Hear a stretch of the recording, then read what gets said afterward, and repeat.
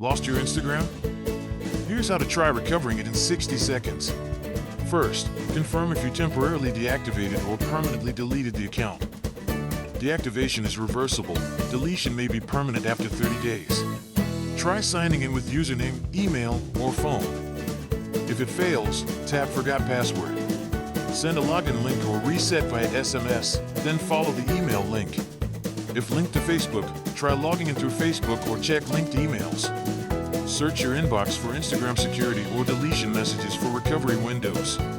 From the login screen, open Help Center and choose Report a Hacked Account. Use the I can't access this email option and complete the recovery form. If asked, submit requested verification like a selfie with a handwritten code. Be patient, responses can take days. Watch for messages from Instagram support. If recovery isn't possible, read official Help Center guides on account deletion and deactivation. For official step-by-step help, visit the Instagram Help Center and follow account recovery resources linked below.